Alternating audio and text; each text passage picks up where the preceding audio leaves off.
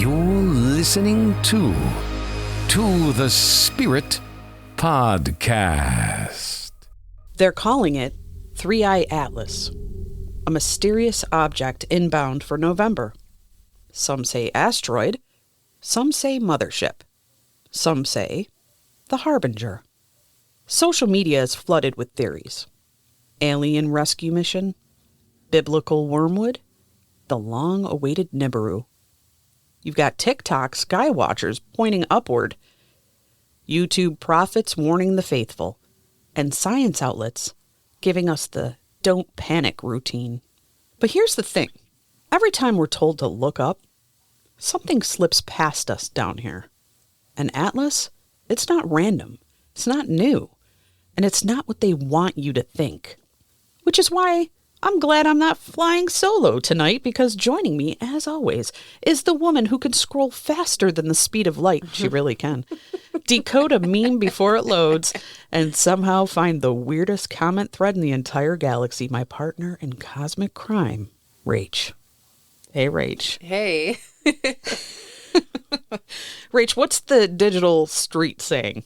I'm getting more of the word of mouth. I've got people I know that they're kind of freaking out about this. They're trying to have their families figuring out how to prepare for this. This one person specifically is ex-military, so he's taking it really seriously. Like we're talking full-on end-of-the-world prep type stuff? Like nuclear bomb prep? Yeah, like maybe he's afraid. Maybe he's seen Mars attacks because, that goes very poorly. That'll scar a person for sure. But what does she think of it? She's kind of like, what do you think we're going to do? Like, what is there to do? Like, hopefully they're nice. What if they have very advanced technology that we're just kind of archaic against? I'm pretty sure if it is what he thinks it is, he has no chance if the thing can peel the roof off like a can. Yeah, like even if you had an underground bunker, all they can do is just appear. What are you fighting? Exactly. I just told him, I said, just don't get on the ship. That's all I'm saying. Yeah, just don't get on the ship. She's like, well, what if everybody goes in there? I'm like, don't get on the ship. Wow, I can't believe you have to tell people not to get on the ship. This is where we are in 2025.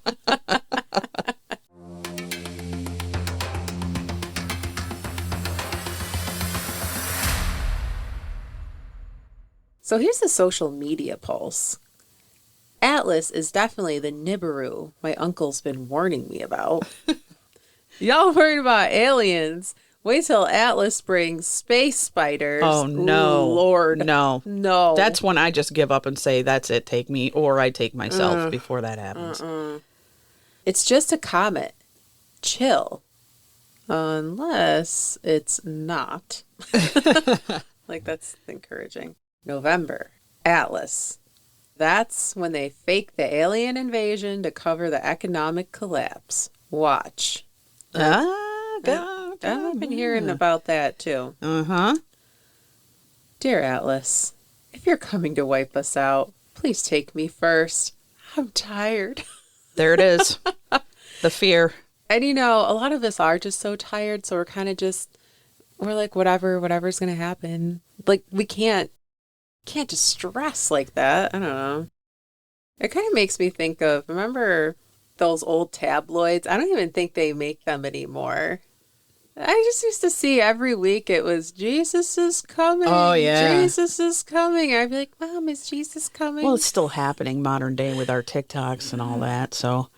It'd always be some like creepy black and white photo. I don't even know where it came from. That was Jesus. And I'd be like, Mom, he's coming.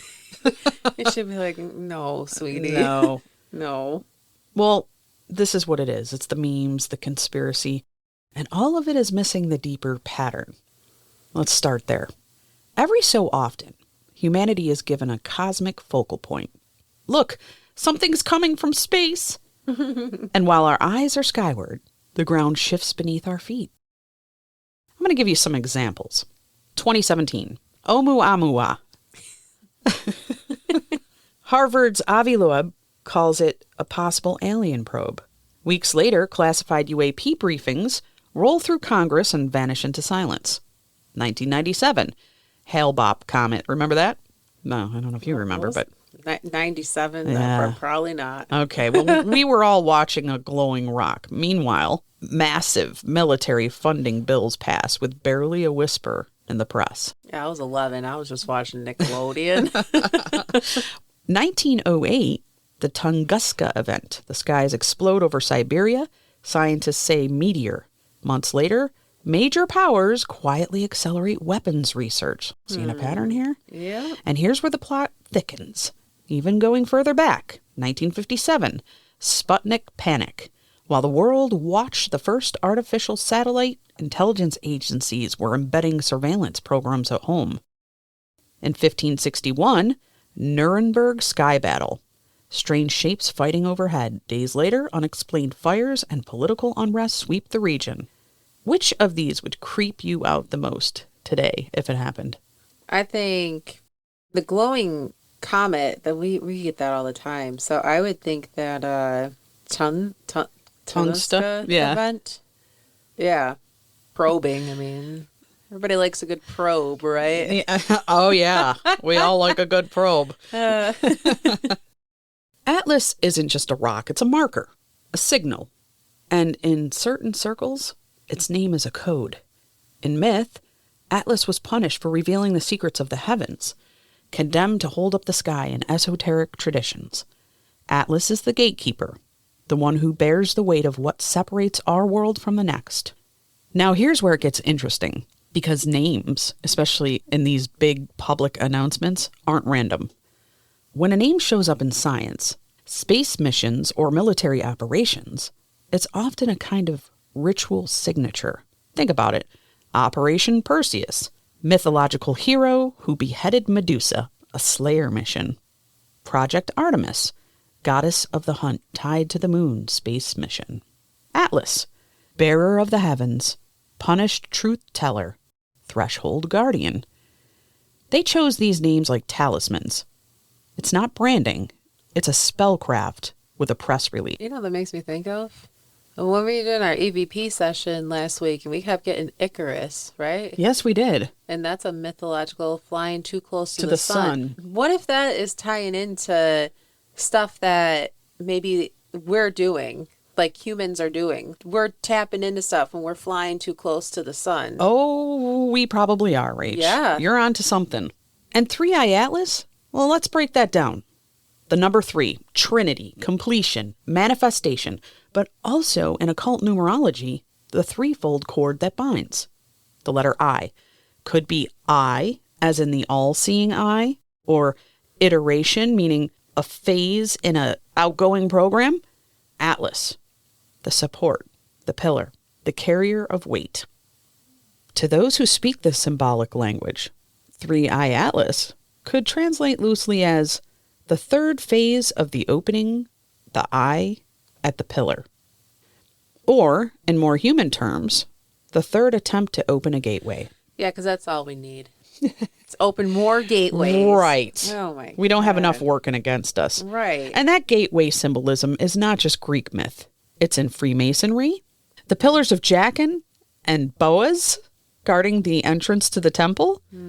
It's in ancient Mesopotamian carvings of winged beings holding the sky apart from the earth. It's in Egyptian temples where the god Shu holds the heavens away from Nut, the sky goddess. Atlas is a reoccurring archetype across cultures. The being punished with the burden of separation, the one who stands between realms, holding the door shut or opening it. Now, here's where it ties back to the present. If Atlas is a marker for a time, when the heavens and the earth draw close, then November could be less about an object arriving and more about a permission slip being signed. A symbolic passing of the burden moment. The gatekeeper steps aside and something else steps through. So let's go in a little bit more about the myth of it all. In Greek mythology, Atlas was condemned to hold up the heavens after siding against the gods. In some versions, he guarded the gates of the west, a threshold between worlds. In Atlantis lore, Atlas was a king, a bearer of wisdom and power, whose name marked the center of the great island before its fall. See, the Atlas of Atlantis wasn't just a king. He was the son of Poseidon. His bloodline was said to be half divine, half human. And when Atlantis fell, keepers of that bloodline scattered, taking their knowledge, their artifacts, and their oaths to guard certain truths until the appointed time. So ask yourself, why choose this name now? Are we in an appointed time? And who exactly is waiting on the other side of the threshold? Who indeed? Let's talk about the costume party in the sky. People think aliens are species, greys, Nordics, reptilians, mantids. But what if those are uniforms, projections, etheric masks?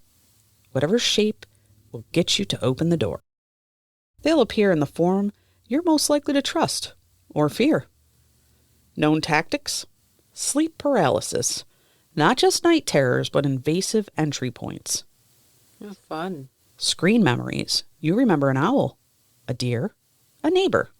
Anything but them. Implants.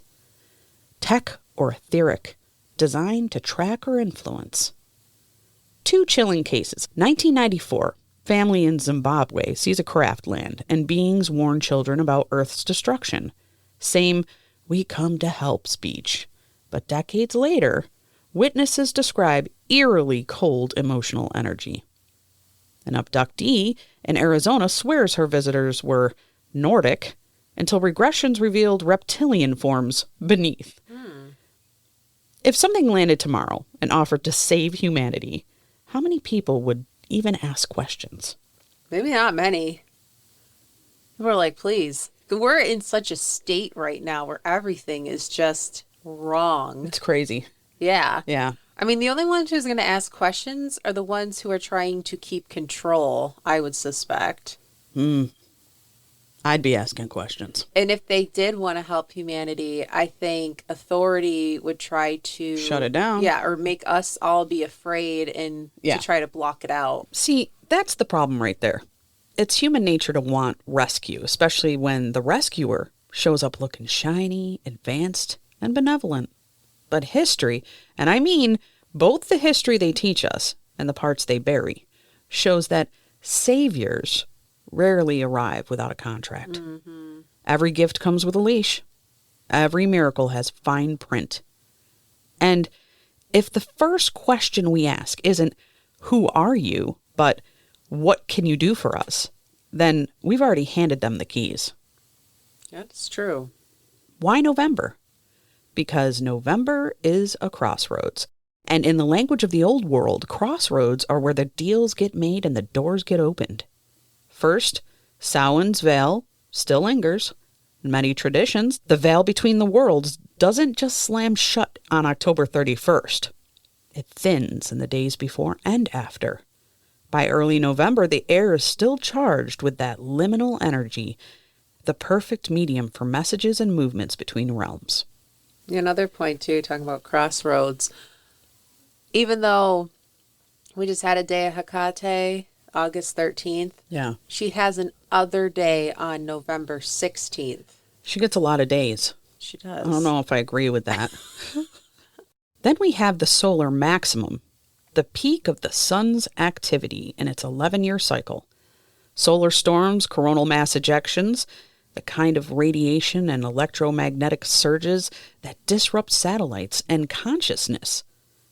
Ancient peoples didn't just track the sun for planting. They understood that solar peaks were threshold moments when human awareness could be altered en masse. And right here, in the middle of it all, 1111. In numerology, 11 is the master number of gateways, intuition, and higher planes. Double 11? That's a mirrored portal.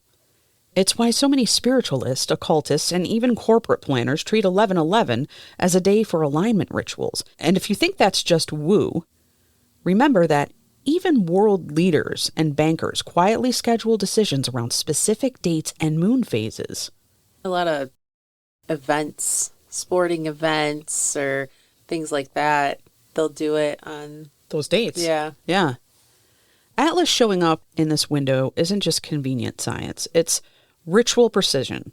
Imagine you're trying to push something through from one side of reality to the other. You'd wait until the veil was thin, the sun was surging, and the number work lined up, because those forces amplify whatever you're doing. This is the same reason ancient empires timed their coronations, temple openings, and wars to the solstices, equinoxes, or eclipses. They understand that the timing was as much a weapon as the action itself. And here's a thought. What if the arrival of Atlas isn't just an arrival at all, but a synchronization? Like striking a tuning fork at the exact moment another note is already vibrating. You get resonance, amplification. That's what November is. A month where the cosmic note is already vibrating, and anything pushed through the gate will echo louder, last longer, and be harder to undo. So, is Atlas time to pass or time to unlock? That's the question. And if it's the latter, the real event may not be in the sky at all. It may be what steps through.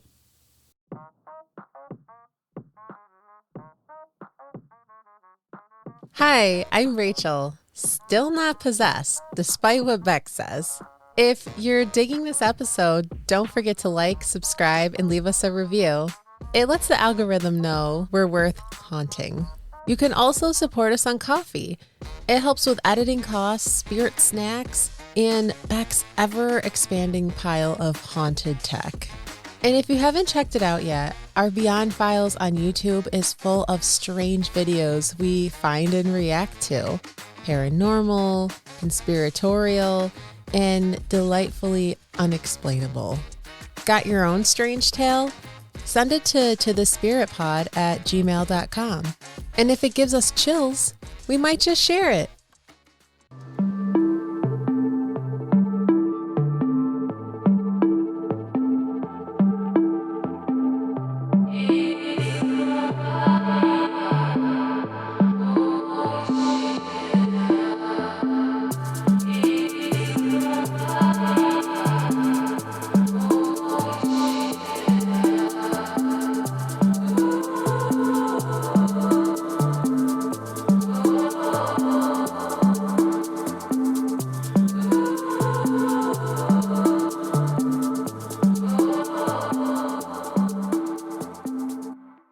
What if Atlas isn't an object at all? What if it's a probability anchor, something designed to unlock this timeline into place? Most people think of time as a straight line, but physicists and mystics have been saying for years that time is more like a web. Choices create branches, branches create realities, and in theory, the right push at the right moment can collapse all those possibilities into one outcome someone wants. And that's what a probability anchor is. It's a way to make sure the coin lands on heads no matter how many times you flip it.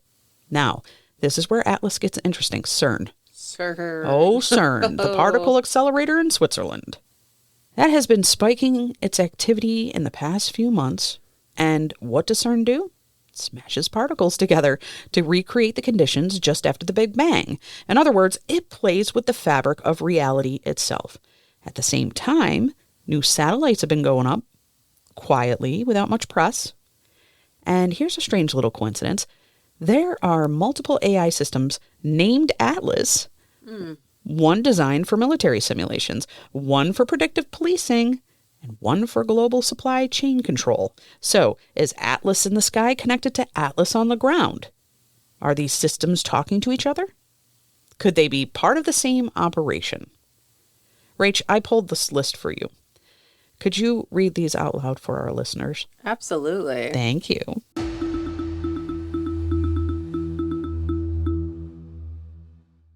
Atlas, an AI developed by DARPA for real-time battlefield decision-making.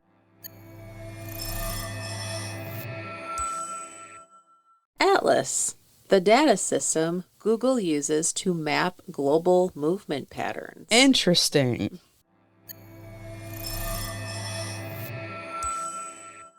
Atlas, the robotic platform from Boston Dynamics capable of autonomous navigation. Now, Put that together.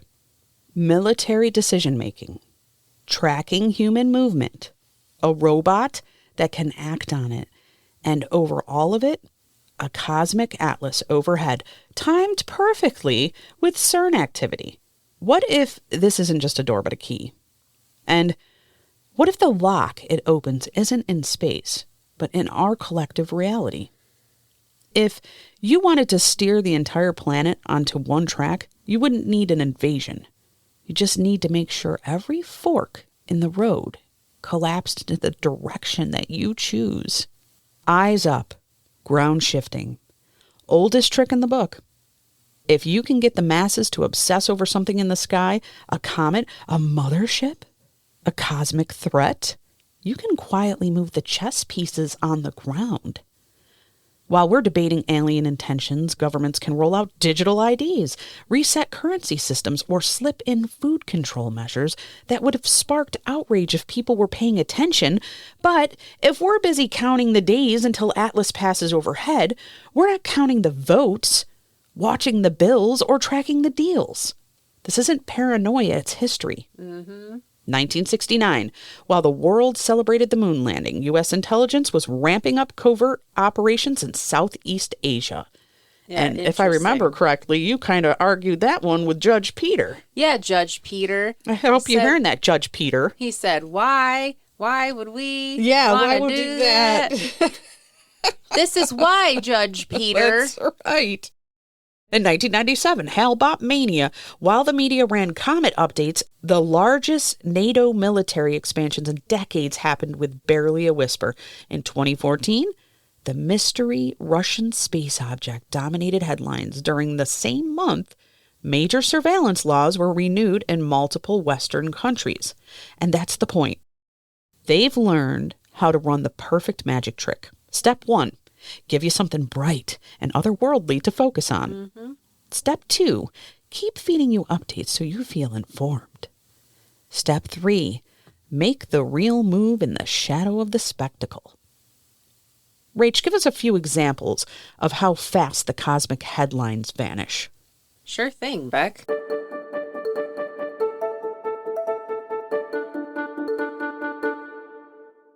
NASA confirms mysterious object entering solar system. Gone from headlines in days. Comet passes as scientists debate origins. Overshadowed by policy news. UFO spotted by multiple pilots. Dropped after FAA meeting. Meteor explodes over city. Shakes buildings. Replaced within hours by celebrity gossip coverage. So think about that when everyone was focused on that CEO that got on the Titantron or whatever at the Coldplay concert. And everyone went nuts about it. Do you think that just happened? Like he just happened to get caught with his human resources? Well, we're giving you patterns, right? Patterns aren't just in the stars, they're in the headlines. If you see a sudden flood of space stories, start looking for the non-space stories they're trying to bury. Because sometimes what they want hidden is far more dangerous than what they're showing you. So if Atlas dominates the feed in November, ask yourself, what's moving under the radar at the same exact time? That's where the real story lives. I'd like to do a little listener thought experiment. 3 possibilities. Number 1, Atlas is a genuine alien vessel. Number 2, Atlas is a natural object but being used for cover. Number 3, Atlas doesn't even exist. It's a pure media fabrication. Rach, what would you believe? Half and half, because I think there is truth in it. But it may get embellished to cause panic and to cause people to run to the store and buy all the toilet paper and paper towels that exist. So when you say there's truth in it, do you mean you believe that the truth is that this thing exists, or that you think it could be an alien spacecraft? It could be an alien spacecraft. It could just be some space junk floating in the air. Comet. Yeah. Okay. So Either way, I can't, I'm not going to say I totally believe anything, but I think there are different possibilities, and I think it's definitely going to get blown up no matter what. And that choice says a lot about how much you trust, or don't, the story you're given. Yeah, and remember, folks, that the fear frequency is what they thrive on. Oh, yeah. Let's not stay in the fear frequency. That's right. See, this isn't new. 1938, War of the Worlds broadcast. Panic in the streets over a fictional alien invasion. 1561, Nuremberg sky battle. Strange crafts, beams, explosions over the city. 1878, Texas UFOs. Papers report flying Vs. Locals see them for weeks. Mass sky hysteria has always been a tool and a test. Yep. Baba Vanga, Nostradamus, indigenous sky prophecies. Different centuries, different languages. Same warning. When the signs appear in the heavens, a turning point follows. Baba Vanga spoke of two brothers in the sky. One familiar, one not, whose meeting would mark a change in the path of humanity. Nostradamus wrote about a great star and the trembling of the air before an age of upheaval. And indigenous oral traditions, from the Hopi to the Maori, tell of sky events that signal the closing of one world and the opening of another. And now, here we are, staring down November when Atlas makes its pass. I don't believe this is the end, but I do believe it's a split. A split between those who see and those who don't. Those who recognize the ritual, the timing, the way this moment is being staged, and those who just watch the news updates and count the days. Prophecies aren't always about events. They are about choices. When the moment comes, do you step into the current, or do you let it carry you without question? Some traditions say a world split isn't a giant explosion or a sudden catastrophe. It's quieter than that. Two realities form side by side, same planet, same streets, but one path is ruled by fear and control while the other stays open, creative, and free. And the deciding factor isn't technology or even politics, it's perception. So when November comes, ask yourself, which timeline am I feeding? Because if the prophecies are right, the split isn't coming someday, it's already happening. And Atlas is just the flashing sign to tell you the exit is here. All right, before we close out tonight, let's hear from some of you because our listeners have been spotting some very strange things in the skies lately, and Rachel's got a few of the best ones right here. Yeah, so let's start off with one from Jamie in Colorado. Driving home from work, I saw a bright white orb hanging low over the mountains. At first, I thought it was a drone, but it pulsed, faded out completely, then reappeared behind me in the rearview mirror. No sound, no aircraft anywhere nearby. It was gone within seconds. That's the second report in a month from Colorado about orbs relocating instantly, like they're slipping between positions without crossing the space in between. Rach, if you saw something blink in and out and then reappear behind you, are you pulling over or flooring it? I think I'm flooring it. I ain't pulling over. I'm flooring it too. Yeah. Uh-huh. Boogieing out. And then we have one sent in from Chris in Ontario.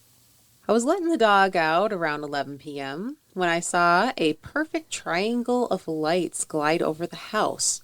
No sound, no blinking. They passed over in maybe 10 seconds. But here's the part that stuck with me. When I looked out at the clock, it was suddenly 11:47. I swear I was outside for less than a minute. That's the classic missing time phenomenon. Missing time. Triangle craft, time distortion, and triangles have been spiking in reports this year. Now, could Atlas be a rally point for these kinds of craft, a sort of soft arrival before the big show?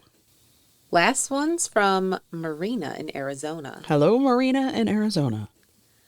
I've been keeping a nightly sky journal for years. 2 weeks ago, a new star appeared in the southeast.